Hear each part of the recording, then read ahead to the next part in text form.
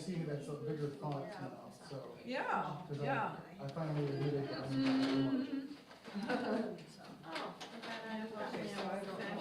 Is this pretty common?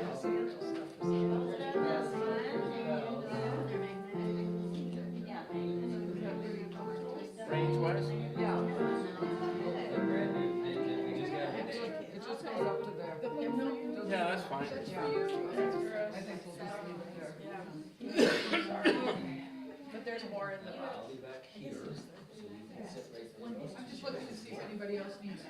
Did you guys have one? No, you were in the plastic bag. That's because my other one disappeared. You can sit right here. Thank you. He might. She wants to start with You want to sit next to me, okay? Grab it.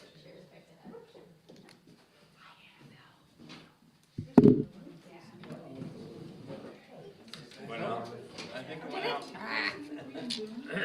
I think somebody trims those too tightly. I might have to use a different one, huh? They were so long for a while. Yeah. I think There's Kathy more trimmed them after all. that, and of course I did not read any of the more after that. My opinion. So, I have to do a different one. You know, I don't even know. It's a strange, it's in Stillwater. we'll do this 403 is the gathering song in March, and then we'll go back to the other. Oh, come on. I don't know, Oh, guys. we forgot to train her in to get the thing out. Yeah, I'm sorry. Yeah, I think if you hold it horizontal, kind of horizontal for a bit, and then, Okay. I think they were way too long and Kathy trimmed them and she kind of went overboard, Maybe too short. my opinion. Seems healthy now. There. All right. Yes, no, she Yay. didn't know to do the camera. Talk about initiation. Yes. Yeah. Yes.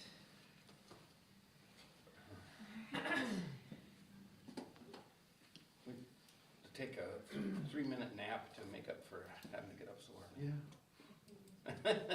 I wish we could just like keep this time schedule. Yeah. Just don't- Just stay on daylight savings? Yep. Yeah. There was That's fine. one of the few things about Florida that was good was that the Florida Congress people and senators proposed that we not change the time after it anymore, and it just sat on the desk of the people in Congress, and they never did anything about it.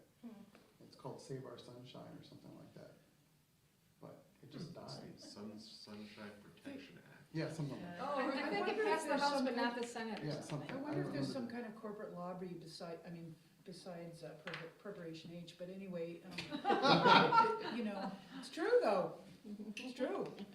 And, but there might be other corporation lobbies I that think are. corporations actually want daylight savings time to be the permanent, because the more light in the evenings means more time people will be shopping. Oh. I'll just be gardening, I won't show. Yeah, right. And you know, it just, I don't get it, it's, some people really believe that there's more light, you know, when you change the hours. I know, right? I think the only valid reason for having the standard savings time in the winter is so that kids aren't in the pitch dark at the school bus in the morning. Yeah. And that, but see, that's, But I was in the that picture in against Florida school. doesn't happen. Right. It gets short, like, so Right. I used to get so up hell it was early easy for for them to school. propose it, right? Right. The bus Time? arrives Yeah, at 6. I was a year I was in Denmark. Yeah, that'll Yeah. work. And I went to school in the dark and came home in the dark. All right, are we ready to get more serious here? I don't know what to do with that. Never ask. Hit the bell.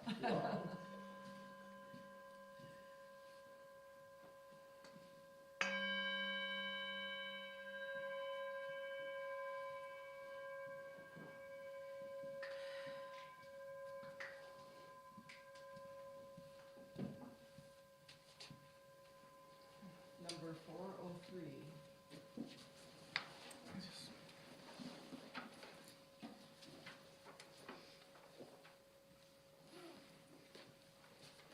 I'll play for you. I'm not gonna take it so slow.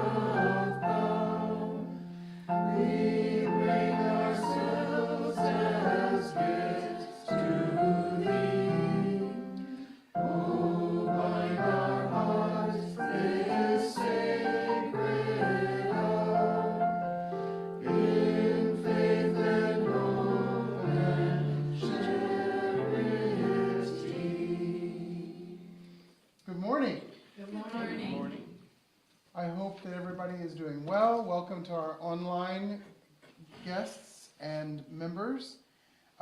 My name is Brian, for those of you that don't know me, and we're really glad that you're all here with us today, whether it's virtual or in person. It's so, I miss you all when I go, and I'm glad to be back. And only 12 minutes from here now, so that was great. All right, so I just have a couple of announcements, and then I'll ask for some more. We have a new member Sunday again coming on March 31st. 5 new members who are going to join us, including Barbara, who is going to be here. That's her last Sunday in Minnesota for a while, so she'll be here as well. Next Sunday, I'm going to be preaching again on, or speaking, or whatever we call it, on the season of the spring equinox, Ostara. So that's coming up. And then the next Sunday after that, for the last time this church year, Asana Del Corazon, who's spoken virtually and in person for us, she's going to come and speak about women who have a legacy historically of being oppressed and what that means for our social justice needs in the church. And then the next Sunday after that's Easter. So that's kind of a snapshot of what's coming up. We welcome Dawn as our service assistant for this month, assisted by Alice, of course, when Dawn is not available. So this is great to have a cadre of people who are able to come in and do those kinds of things. I don't think I have any particularly specific other announcements to share with you other than the typical one, which is we have a donation plate in the back, and you also can donate your change to charity in the snack area over there, and we do take donations online. All right, who else has an announcement to share? We are still looking for a UU the Vote liaison with Moose Jaw. Moose Jaw is our Minnesota UU Social Justice Alliance, and Karen Wills is heading up the UU the Vote for Minnesota and the Minnesota Democracy Team.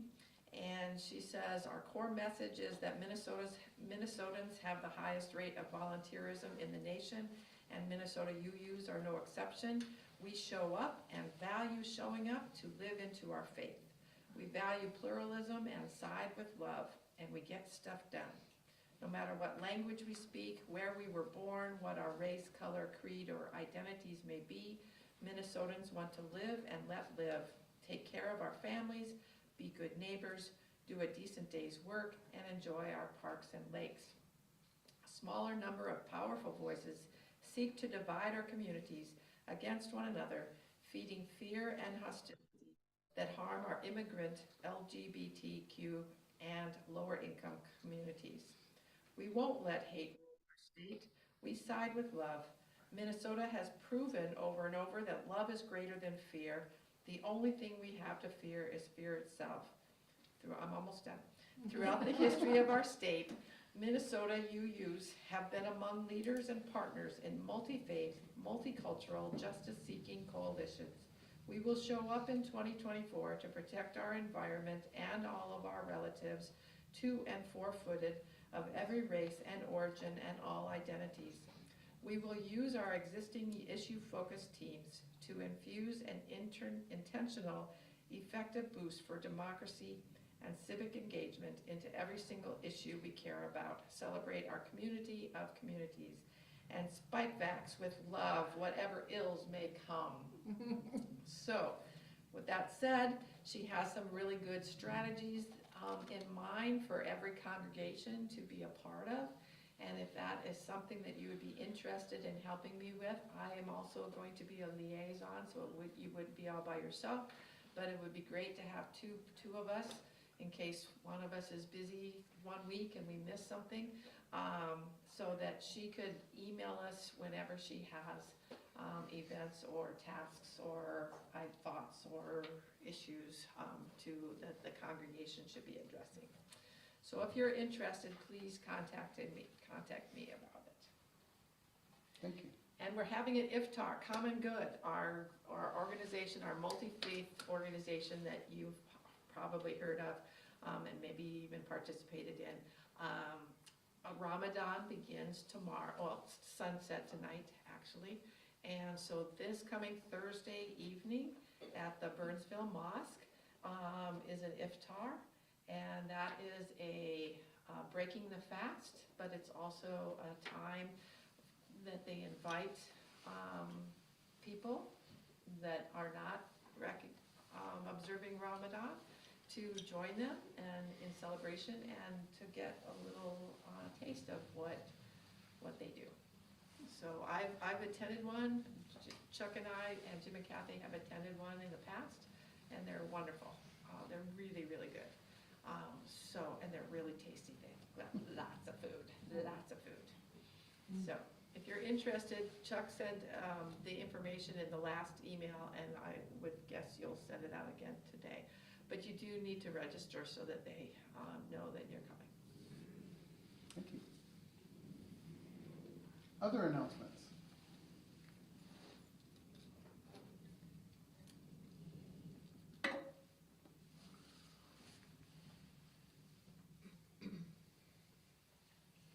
Okay, well, with that, I invite you to take a deep, slow breath and to let it out just as slowly. Center ourselves as much as possible and rid ourselves of the chaos of the world as much as we can possibly do as we join together in this time of reflection and spiritual discernment and worship. Let us meditate on this prelude.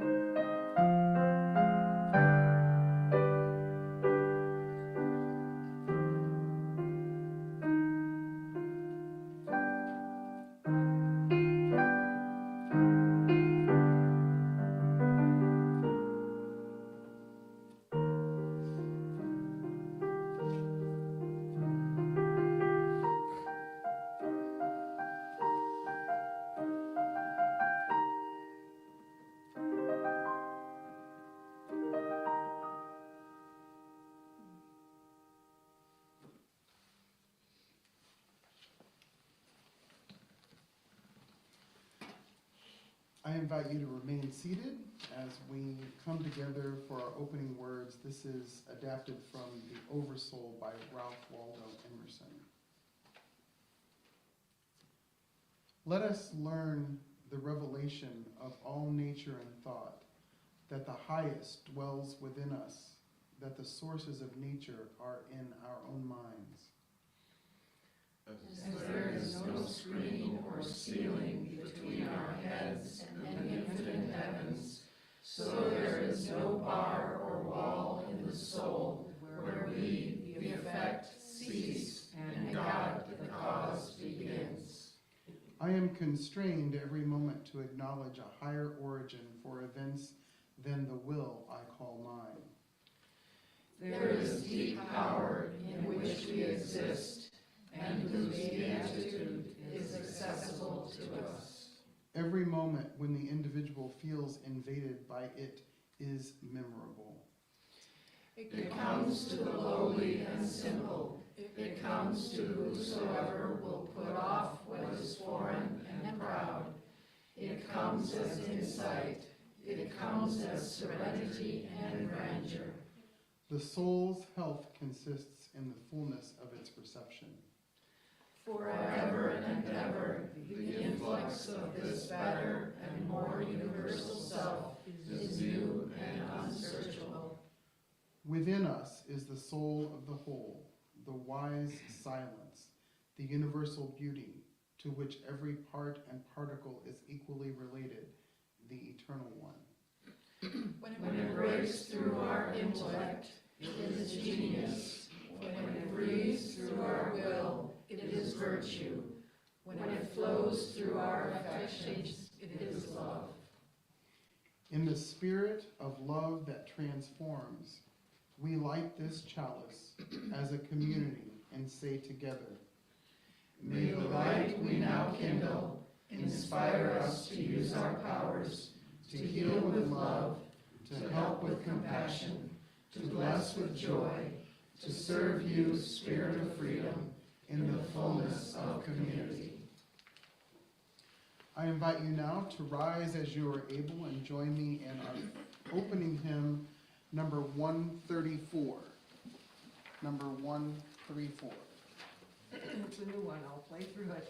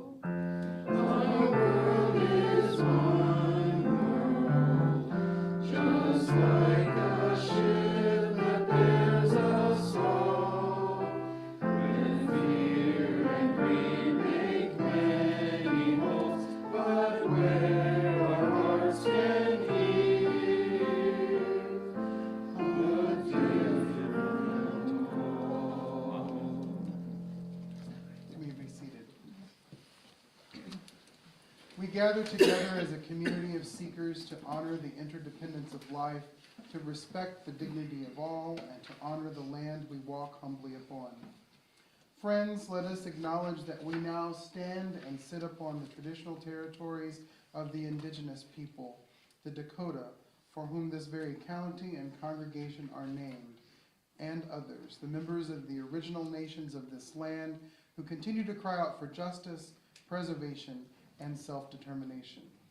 We are blessed with a space, a community, and opportunities to strive to live out our common principles, to bring justice, equity, and compassion into our daily lives, to resist all that threatens the earth and her people, and to live out our dream of a world community of peace, liberty, and justice for all.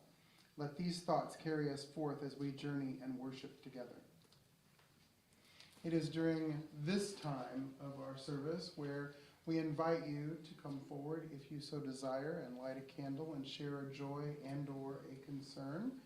And at the end, I will light a final candle for people who are not able or do not want to share.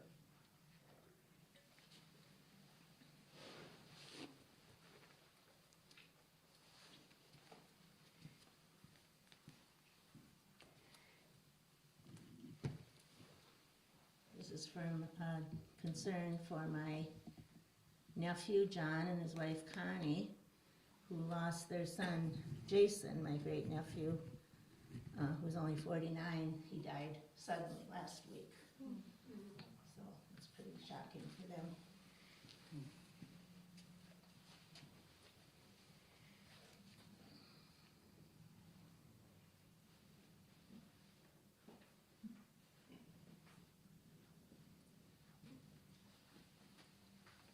Mom, how about you do? I'll write it, you say it. This is for Mama and Papa. You know what? And It's for Grandma and Grandpa, right, Jim and Kathy, Bob and Papa is Jim and Kathy. Yeah, they're on their trip, right, in Ireland? Yeah, so, hopefully they have fun. Yeah. I'm sorry, Carol, I'm sorry.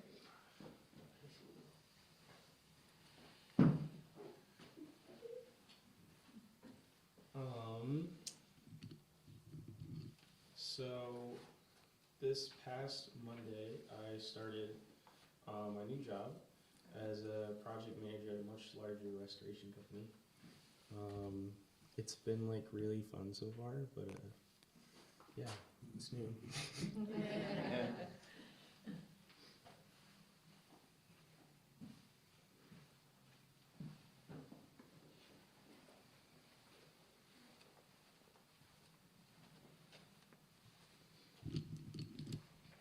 So if you remember, I had to rush off last Sunday to an event my chorus was hosting, and we also got coaching by a guy who in the a cappella world is kind of famous and very, very talented, and one of the songs we did, he helped us on, and then he said, "Oh, that was really good. I want to videotape that and post it." So he got his phone out and he's videotaping us, and because of his following, it's got something like 210,000 views and 5,000 likes or some ridiculous number. So that was kind of cool.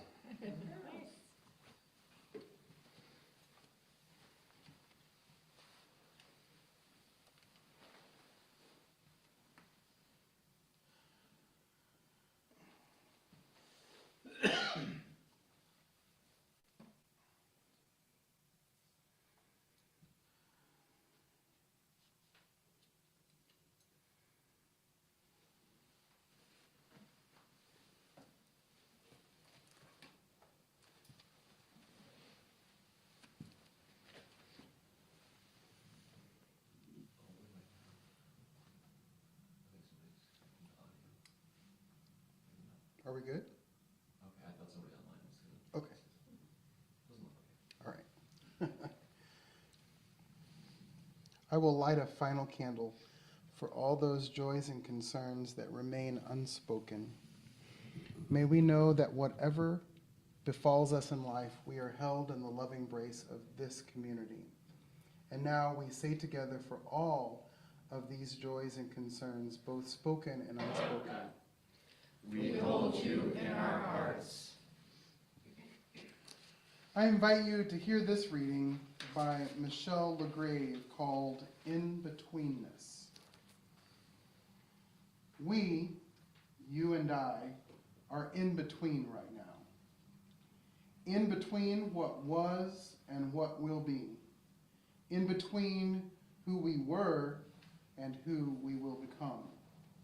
In between letting go and embracing.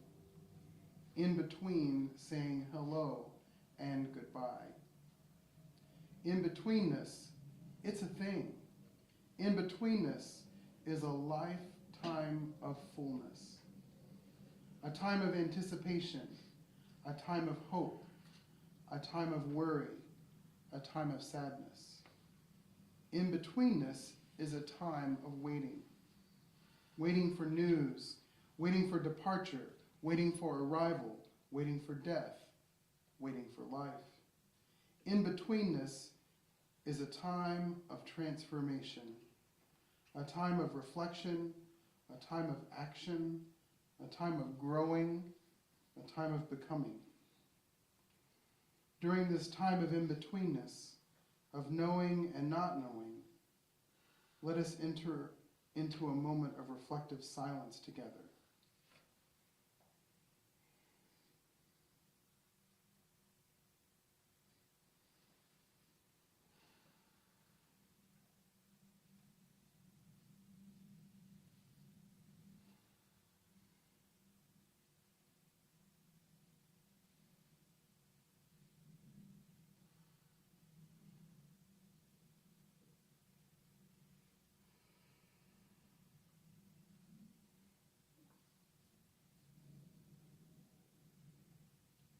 Amen and blessed be.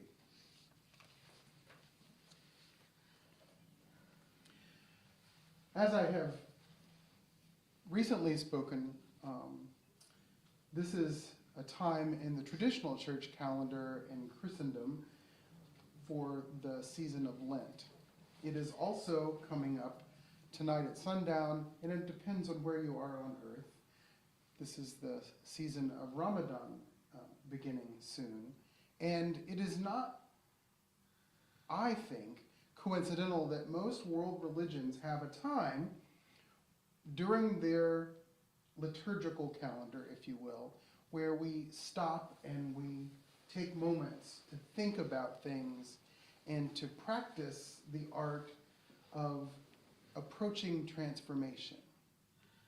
And we all know that the world is filled with all kinds of activities and pieces of news, as any of us that have a smartphone that get those little things on there, the CNN blips, the clickbait, all those things. We're surrounded all the time by an overindulgence, I guess, of all kinds of pieces of news that can often affect us in ways that are not necessarily the ways that we want to be affected.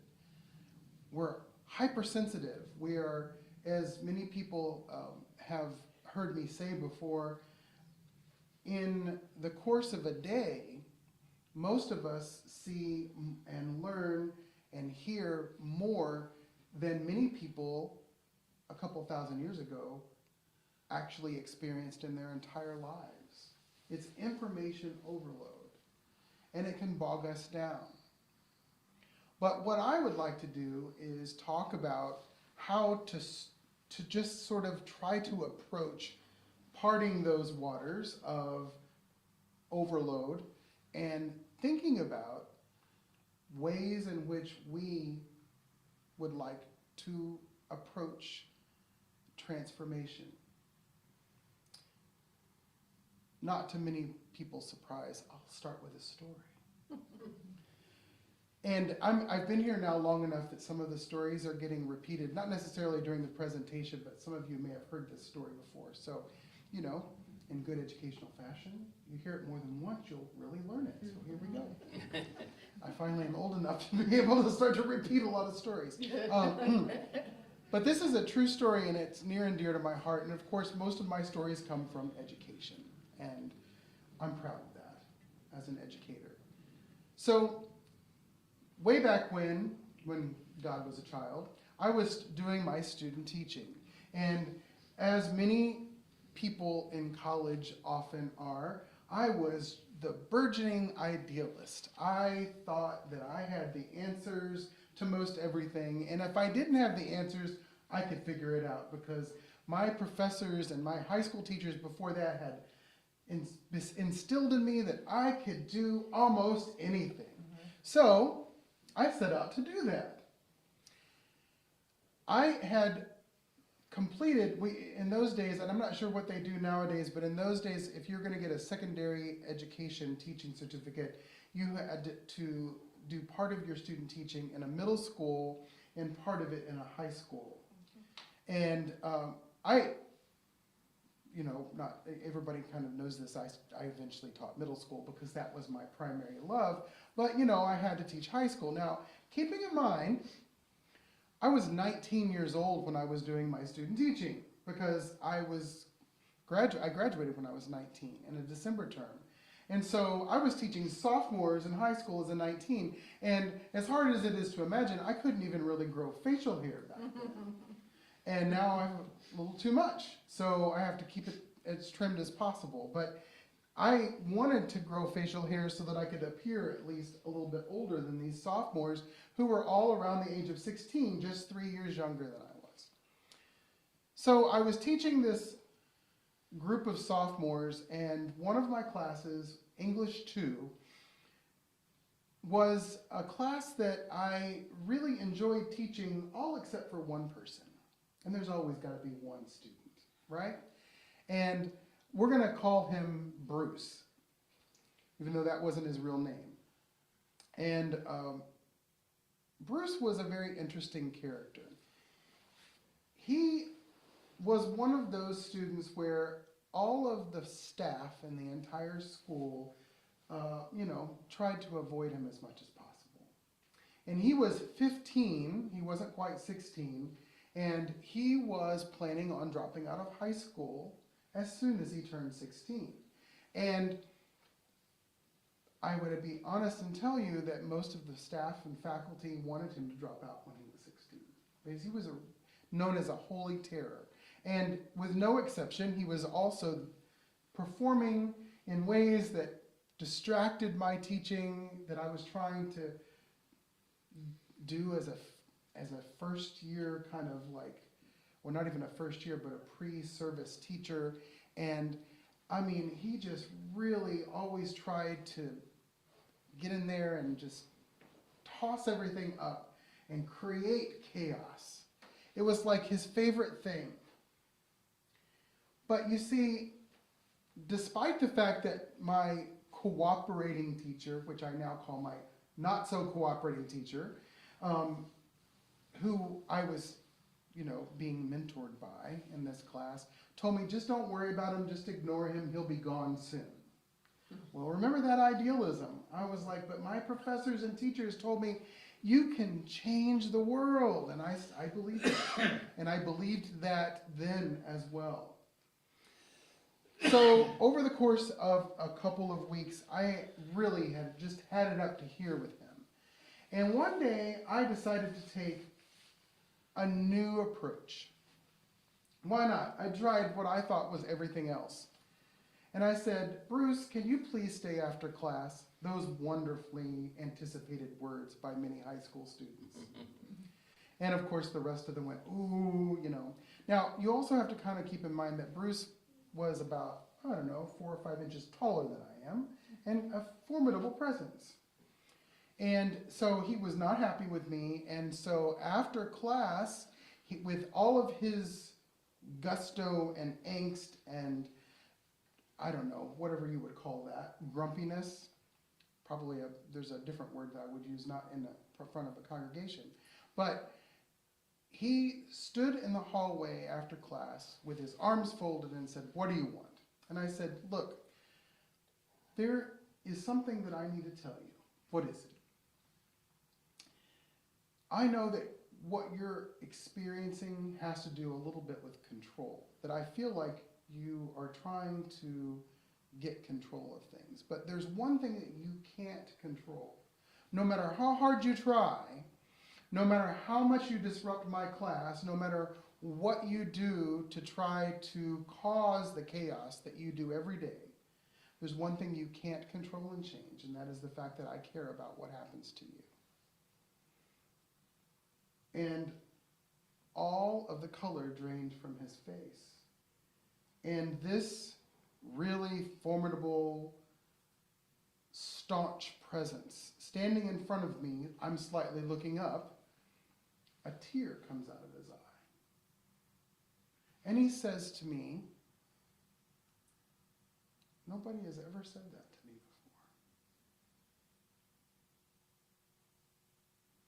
And he, for the first time since I met him, was at a loss for words. And I said, well, I'm glad that I was able to share that with you, and I want you to know that I mean it. And he's like, I believe you.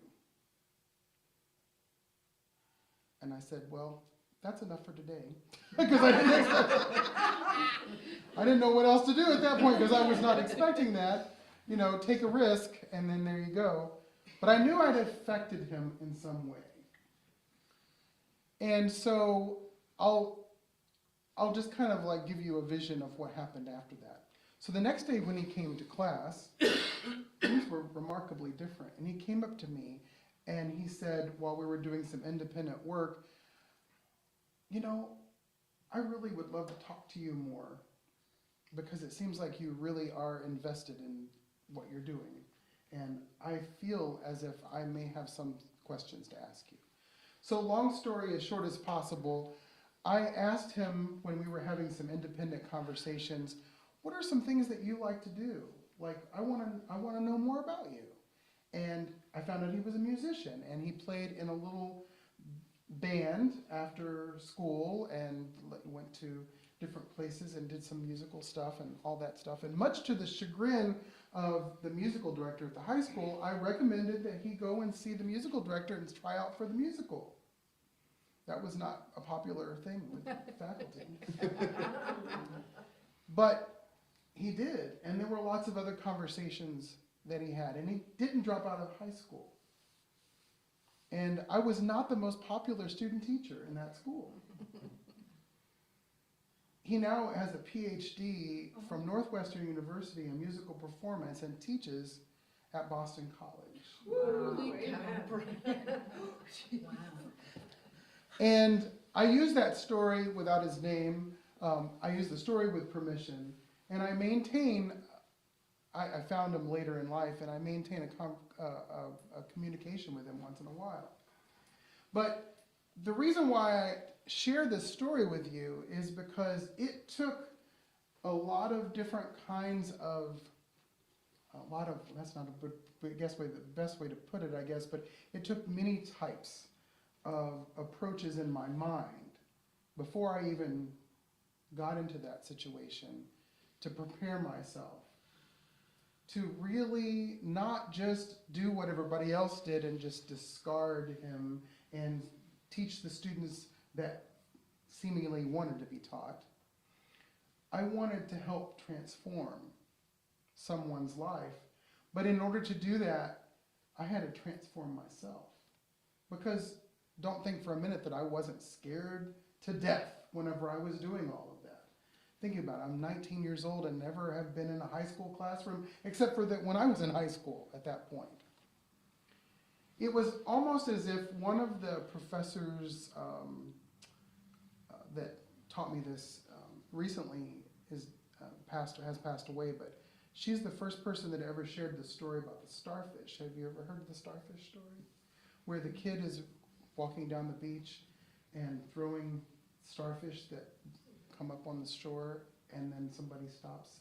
And I'm briefly sharing this story, but somebody comes and says, why are you doing that? You're never going to save all these starfish.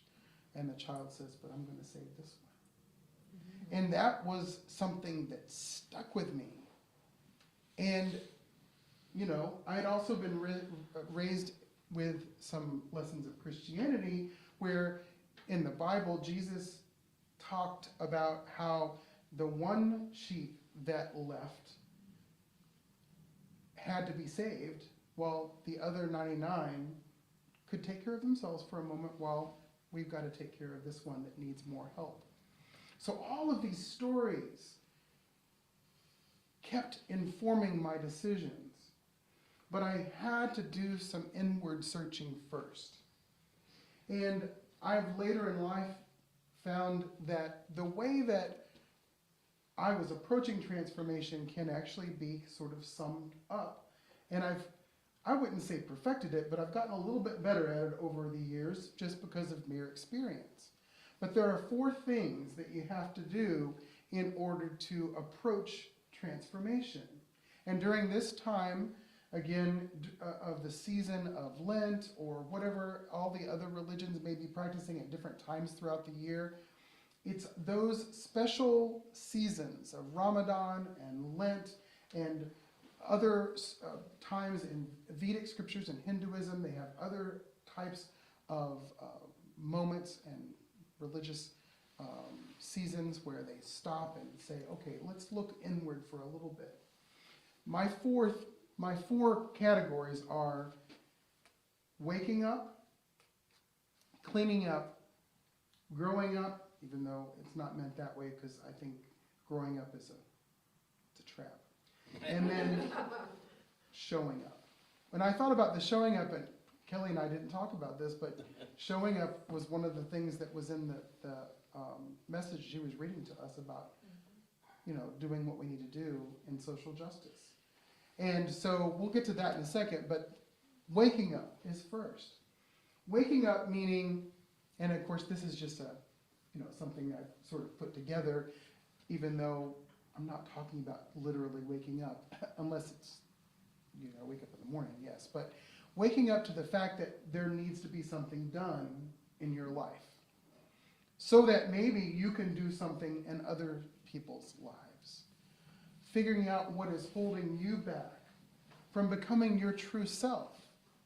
And that involves waking up and acknowledging that you're not there yet. That you are an infallible person, and guess what? It's okay, because we're all human. And that involves also, the waking up part, forgiving yourself and bestowing upon yourself some grace to say, I'm not there yet. Now, I gave you this nice little inspiring story, but I cleaned it up. That's the next stage, cleaning up. But I cleaned it up because there's lots of tears that happened. There were lots of times when I left and went back to school and say, I'm not going to be a teacher. This is not for me. I made the wrong decision. As a senior, I'm going to change my major. That wasn't in the cards, but I thought that. I wasn't going to do it. So there were things that were involved in the waking up to figuring out what's going on, finding out my own shortcomings, and you know what? Taking a risk. No risk, no reward. And I wasn't really looking for a reward other than being able to survive. High school student teaching was my reward, right? Just to survive. But waking up means that we have to not only acknowledge the things that we need to work on, not just individually, but as a community, but then forgiving ourselves and giving ourselves grace, and then figuring a way forward. It's kind of like you got to admit certain things and then say, you know what, but I'm human. And I'm going to do my best.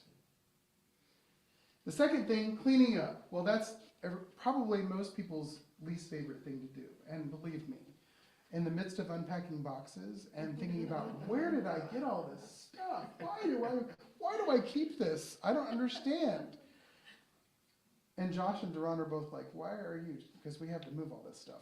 But anyway, I try to look at the cleaning up as getting my ducks in a row.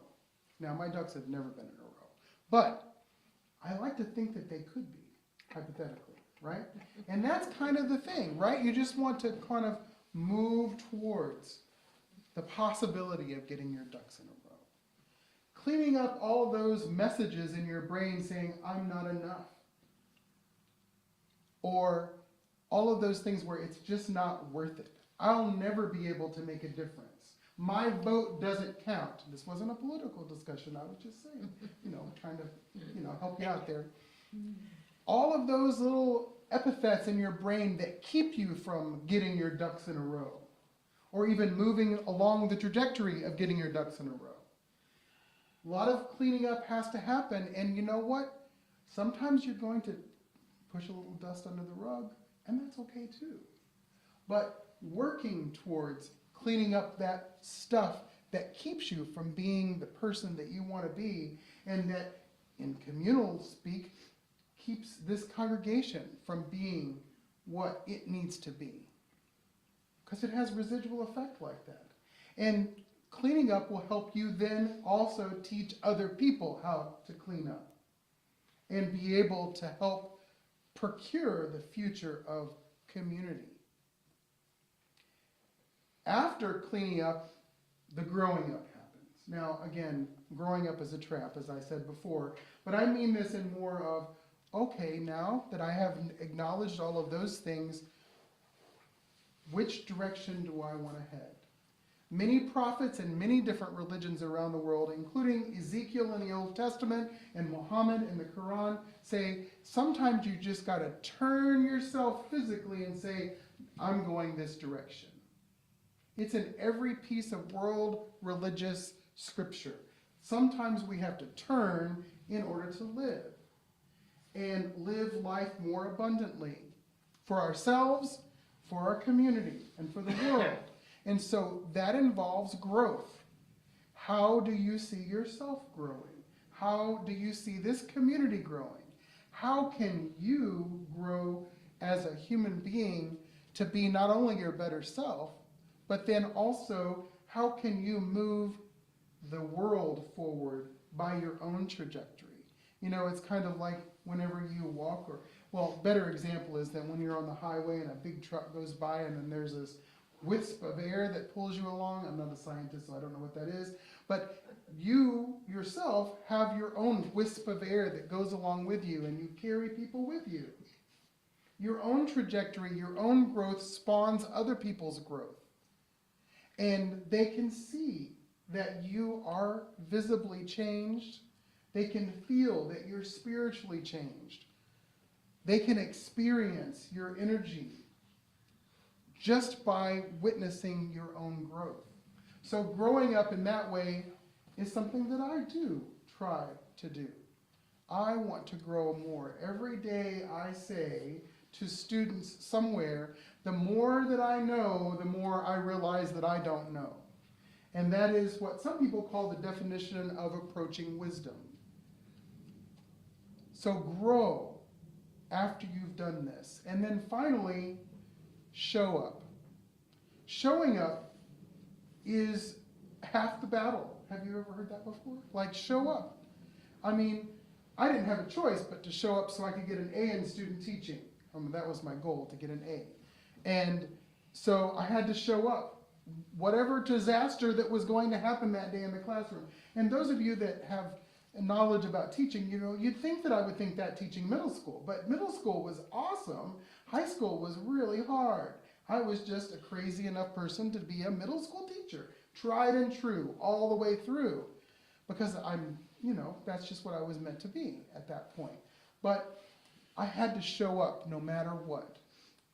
And so when you show up to yourself or to others or in community to vote, to do whatever it is that you do, to go and plant some trees, to go and, you know, march in like I did when I was younger and protest a war, whatever it is, showing up is half the battle.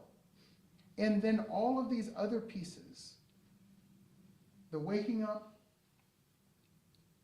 the cleaning up, the growing up, they all fall into line when you show up.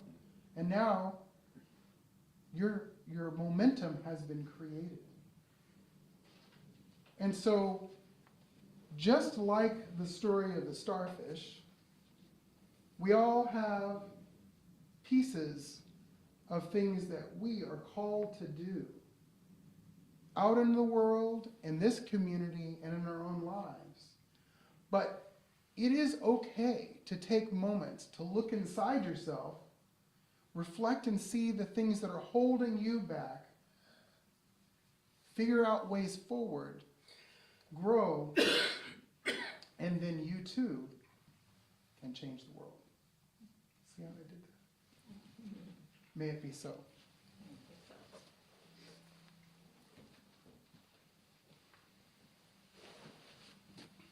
Okay, the piece that I'm going to play is called Allowing. And so I think it's appropriate for what we just spoke about so that we allow ourselves to be transformed and allow others to be transformed as well.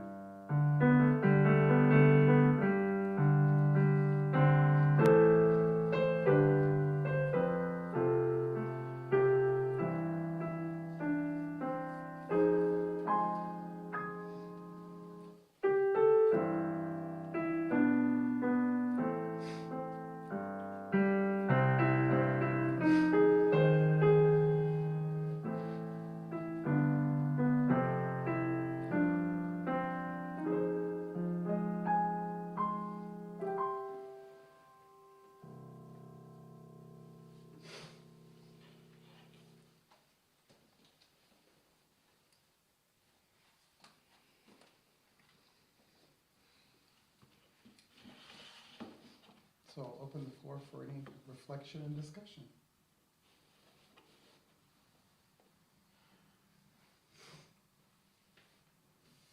Well, I'll say that your 4 steps to transformation has been some of the most meaningful words I've heard in this, congregation in a really long time, so thank you. I can totally relate to your story about the guy that you helped in high school, because as a music therapist, I would never avoid the people who were the difficult behavioral people, I always wanted to help them, and it made such a difference. Yeah, so thank you.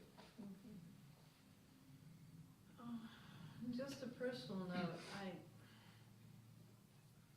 a sad one, I guess.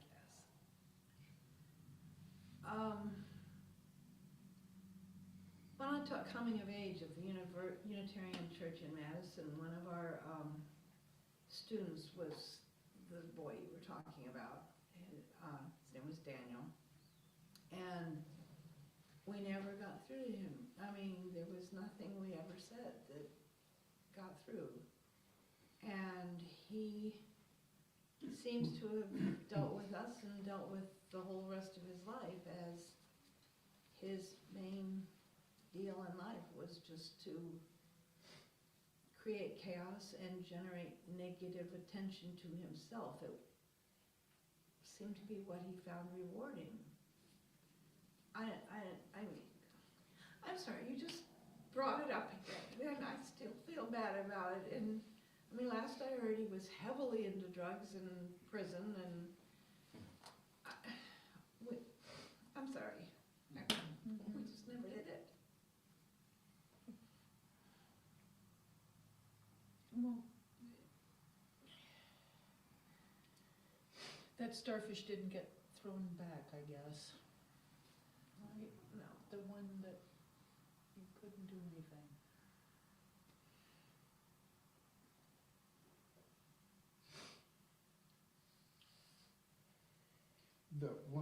There's no reason to be sorry at all, because I have many examples of places where I just eventually said, I don't know. I mean, of course, I could have give you the example that worked out. But the other thing that I usually say in times like those is that you never know what you have done and when it will actually affect someone. Exactly. Because people who, especially if we're talking about addiction, when people sometimes hit the lowest of the low, I've had experiences where people have contacted me and said, what saved me was what you taught me in 8th grade. But it was 20 years later. So you plant the seed and you hope that it grows and you do your best.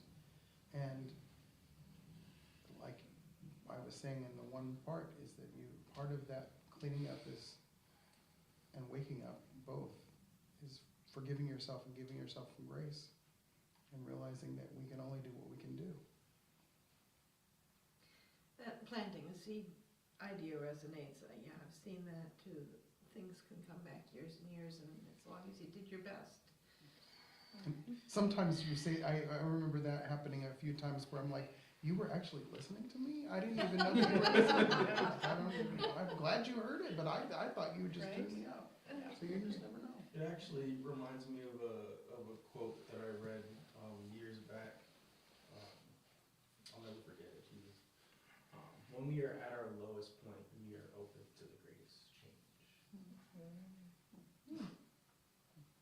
Who said that? Do you know? I can't remember. Josh.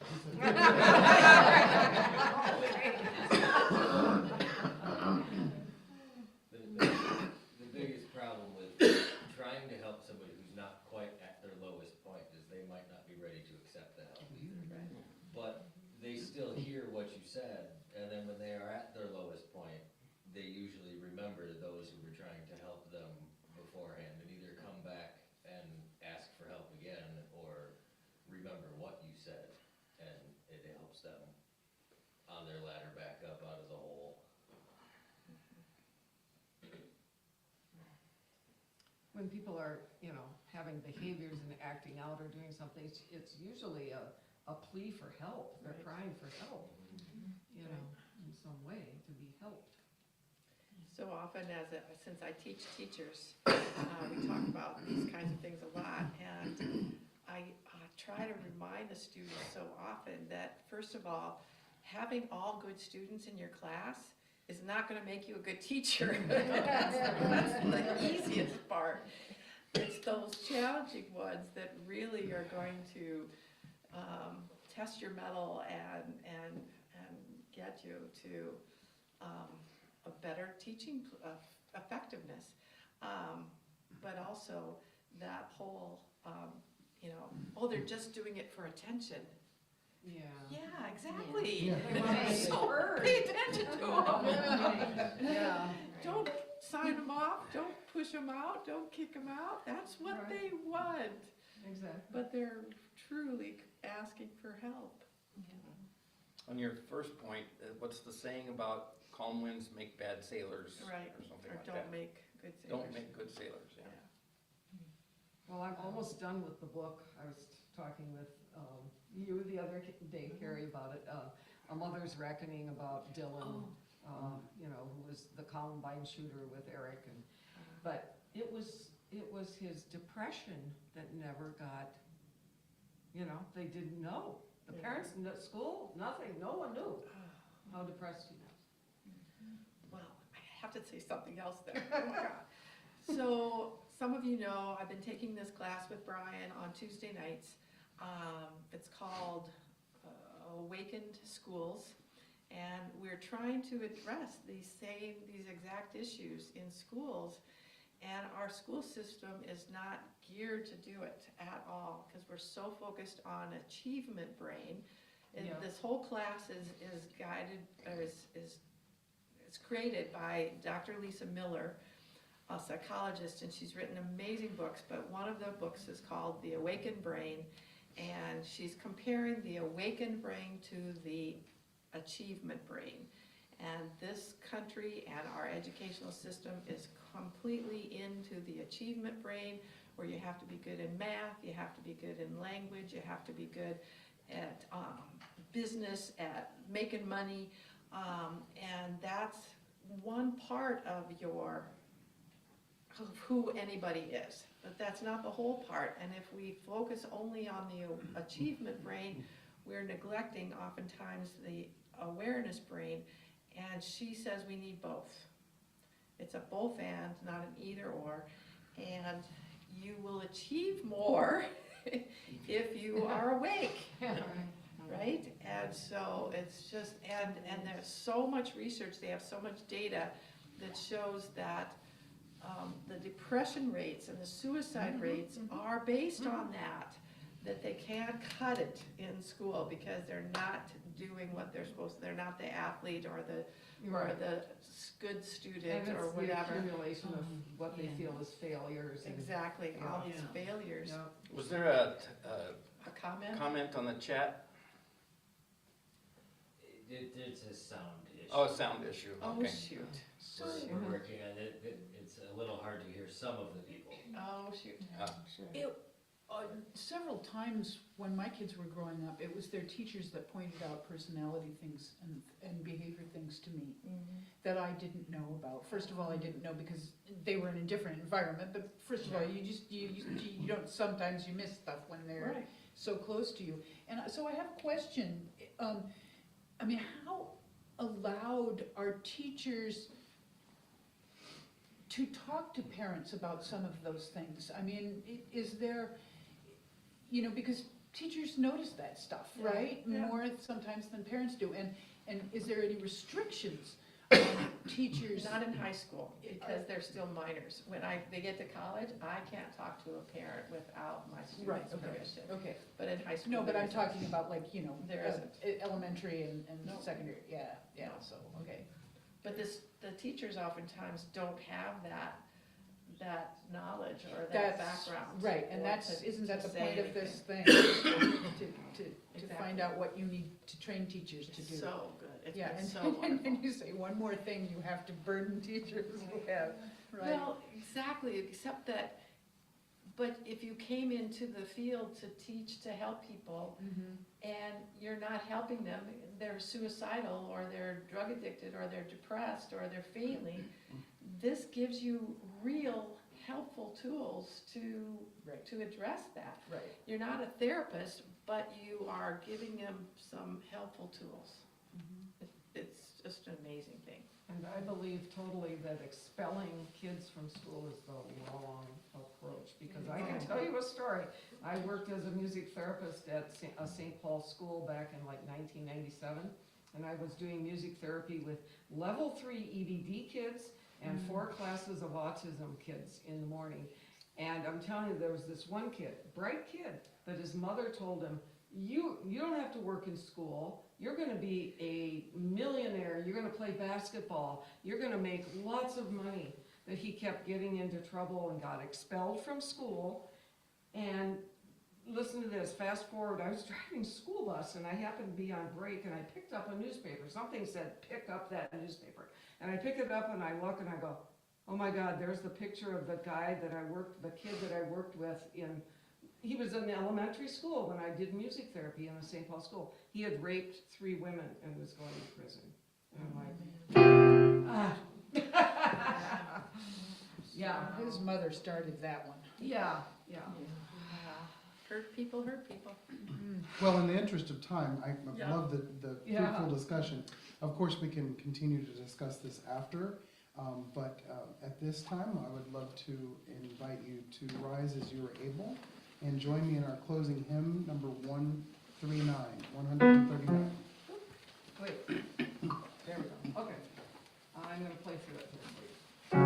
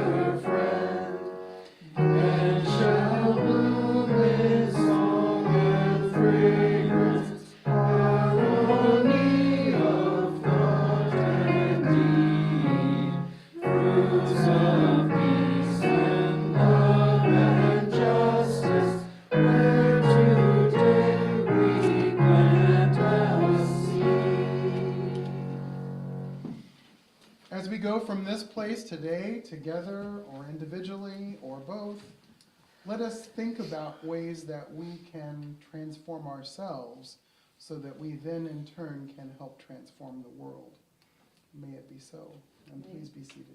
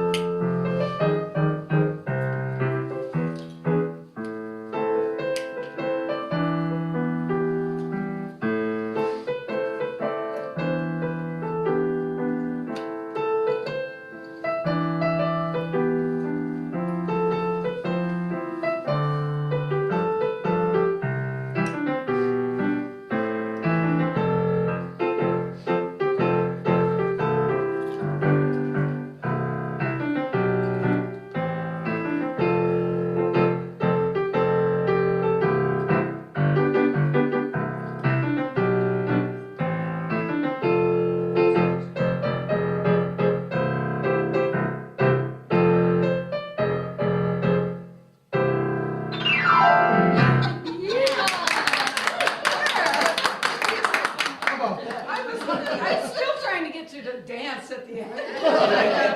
We'll get there, we'll get there. All you did have is clue us in, I'll dance. What was that last song? It was called Rise Up. Oh. See, rise up. Thank you, Brian. Rise up, let's sit down. Sermon or talk, yeah. See you next week. Safe travels, yes, see you next week. For Women's History Month.